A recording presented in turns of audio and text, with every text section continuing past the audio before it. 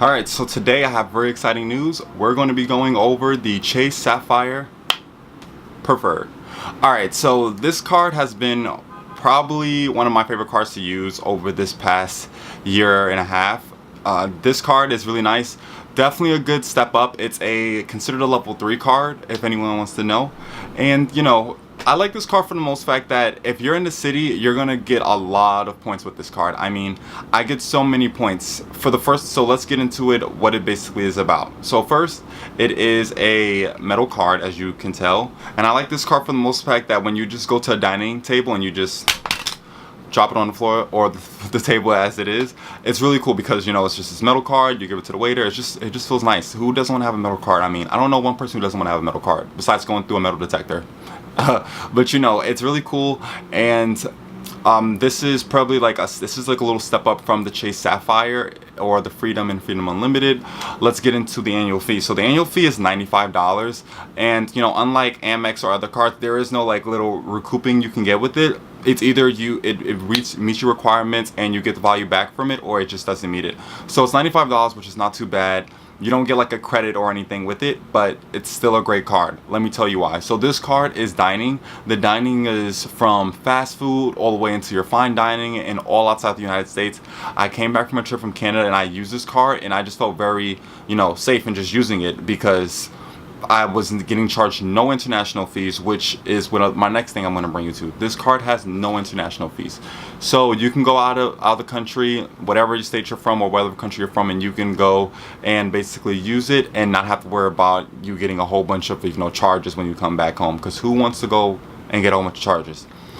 Not only that, let's get into the points. So I said dining, so you get 2% back on dining, and you get another 2% back on traveling. Traveling can go with anything. You taking a tour bus, you buying a Greyhound, or you know, Amtrak, airplane, taxi rides, Uber, anything that has to take you from traveling, you can get this credit. Not only that, you can also get the 2% with parking lots and tolls. When I go to the toll booth, I'm like, all right, here you go, because I'm recouping 2% anyway. So it's pretty cool that you're getting everything back. And that's like the big meaning of this. You know, in Millennial Hacks, we always like to talk about how to live life and then, you know, also save on some financial tips. And this is a great financial tip because who wouldn't want to get 2% back, you know, especially if you're dining a lot. So in the city area, it's really great. As far if you were, you know, going outside the city and you have to drive a lot, I would probably look into, you know, a card that has the more of a gas 2% on it, or maybe 3%. There's a lot of cars out there, I know that, but there's a lot of cars that you do get gas on it, especially the Amex, the blue card of Amex, the everyday. So, you know, those cards are great, but for the most part, I like this card a lot. It's been very helpful to me. This is a Visa signature card, meaning that your starting amount will be $5,000, which is amazing. And if you have a better high credit score, you can get even more than $5,000. So, a quick story about this card.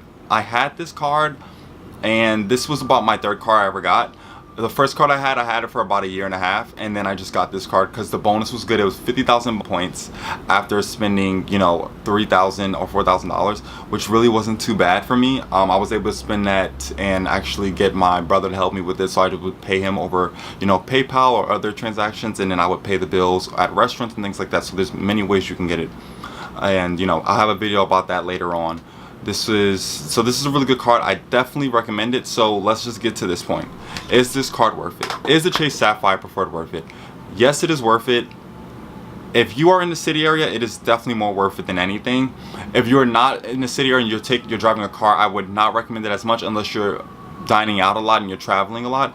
But listen, if you're traveling, you know, 2 times a year, 3 times a year per se, get the card. It's a really good card. It's only $95, you know, and you get so many great benefits with it that it kind of dissolves the $95. Like, I don't mind the $95 fee because it's like I'm definitely going to be getting a good return back on this card. So I also want to talk about how to get approved for this card.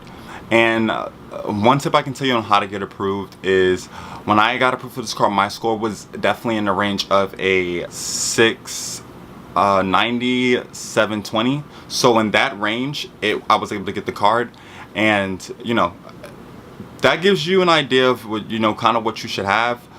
Check into it because sometimes it depends on how good you pay your bills. I'm a really good I'm really good at paying my bills. And also, when I applied for this card, I went to the bank. I didn't actually go to online to do it, so I went to the bank and did it as well. So, you know, there's other options in applying and getting the card. So that's how I got approved. Maybe if you try that way, you can get it too. Honestly, I would go to the bank. I wouldn't go if you feel like I'm not going to get it, I have no chance of getting it. Don't go online and apply. You can also call like the line that, you know, hey, I didn't get the card, is there any way we can get it? There's a line through Chase that people actually can get the card back even if they didn't get it, and they look over your application, so that can work too. But you know, if you're not too confident, go inside the bank and let them know, because I have a really good time of paying my bills. They saw it, they saw my statements and everything, so it worked out and I got the card. Alright, and that's pretty much a really good way of how you can go about it as well for yourself. So one more key feature that I actually forgot to mention is the Chase Sapphire Preferred has a really cool feature. When you redeem for travel and you don't use your transfer partners, you do get $625 back as your bonus instead of $500 on, like, you know, the Amex and the other cards.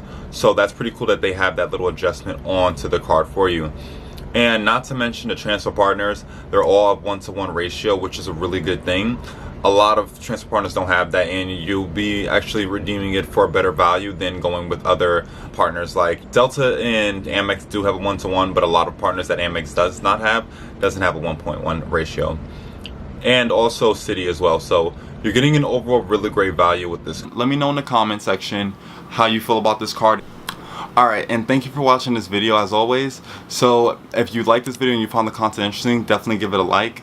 And not only that, subscribe and hit the notification bell, because that way, every time this video drops or another video drops on mine, you can get a notification straight to you. Not only that, I want to leave you off with this card drop, and I'll see you next time.